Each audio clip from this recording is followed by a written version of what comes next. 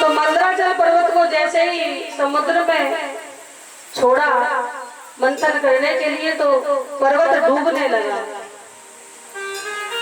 पर्वत डूबने लगा तो उसी समय नारायण भगवान ने समाधान निकाला और विशाल कच्छप का रूप धारण किया है।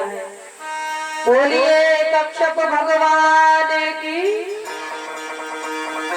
जय। समुद्र मंथन में भगवान के कई अवतार हुए।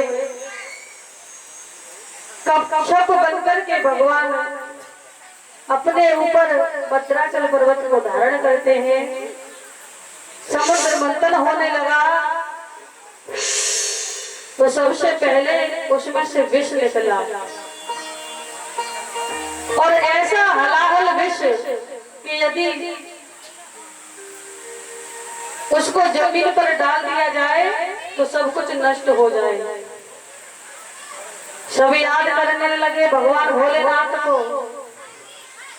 भगवान भोलेनाथ भोले हैं ना, इसलिए सारा काम जो कि उठाने का उन्हीं को दे दिया जाता है। बोले अल्लाह की। तो भगवान भोलेनाथ ने जन कल्याण के लिए उस पूरे विश्व को अपने कंठ में धारण कर लिया। उसी दिन से भगवान नीलकंठ कहलाने लगे। बोले नीलकंठ भगवान की जय। नाना प्रकार के रत्न निकले, कामधेनु गाय, चंद्रमा,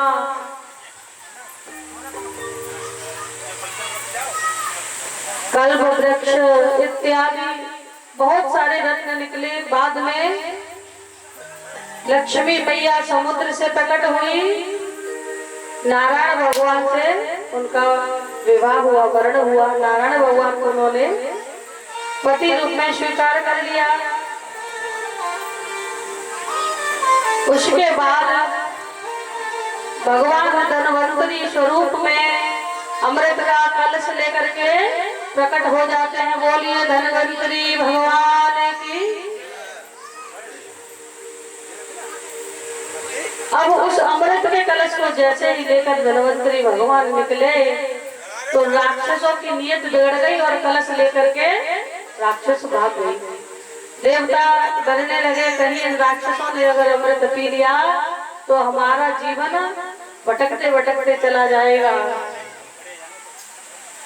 तो उस अमृत के कलश को लेने के लिए भगवान ने मोहिनी रूप धारण किया है।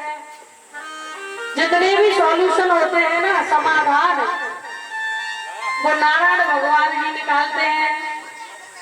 तो आज भगवान सुंदर सी नारी बन गए। मोहिनी रूप ऐसा धारण किया कि जो भी देखे भगवान पर मोहित हो जाए।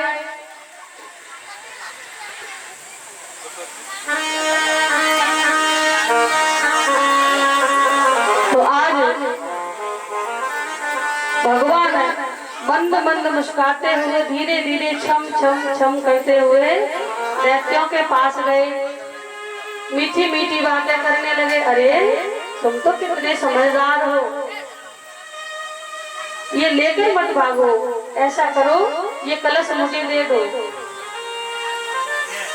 राक्षसों ने कहा क्या तुम मुझसे विवाह करोगे? सुंदरी क्या तुम मुझे अपनाओगी? भगवान ने कहा मोहिनी रूप में कि मैं उसी को अपनाऊंगी जो युद्ध में पहले जीतेगा। तो राक्षसों को आपस में लड़वा दिया। कुछ तो ऐसे ही मारे गए एक दूसरे को। भगवान कलश लेकर के आए और एक तरफ देवताओं को बिठा दिया, एक तरफ दैत्यों को बिठा दिया। तो पहले भगवान देवताओं को अमृत का पान कराने लगे। जब देवताओं को अमृत पिलाने लगे तो दैत्यों ने सोचा कहीं ऐसा ना हो हमारे तक आते आते अमृत खत्म हो जाए। तो एक दैत्य भगवान देवताओं के बीच में अपना रूप बदल के बैठ गया। जब भगवान अमृत पिलाते पिलाते उसी दैत्य के पास पहुंचे, अब देवता का स्वरूप बना करके बैठा है। ध्यान दें और कथा में ध्यान दें, इधर उधर की बातों में ना आपका ध्यान भटकता हो। बोलिए वृंदावन लाल की। उस दैत्य ने देवता का रूप धारण कर लिया। भगवान को पता नहीं चला। जैसे ही अमृत पिलाया एकदम से स्मरण हुआ भगवान को कि ये तो दैत्य है। तो उठा करके अपनी उंगली को सुदर्शन चक्र चला दिया है। बोलिए नारायण भगवान की जय हो। अब उस दैत्य ने अमृत पान किया। वैसे ही भगवान ने चक्र चला दिया तो लेकिन अमृत का असर तो हो ही गया। उसकी गर्दन को धड़ से अलग कर दिया। तो जो राहु और केतु बने वो उसी राक्षस का प्रभाव है। बोली वृंदावन बिहारी लाल की।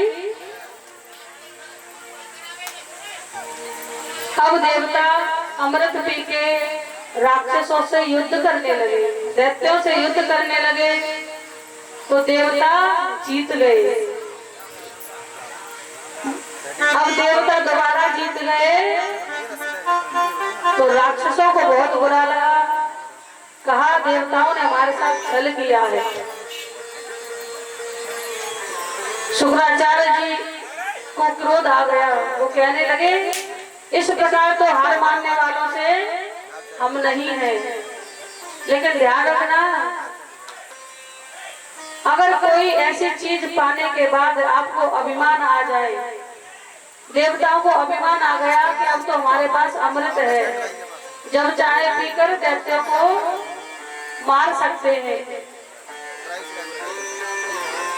अभिमान एक ऐसा जहर है, ऐसी अग्नि है जो सब कुछ जलाकर भस्म कर देता है। किसी भी चीज का अभिमान नहीं करना चाहिए।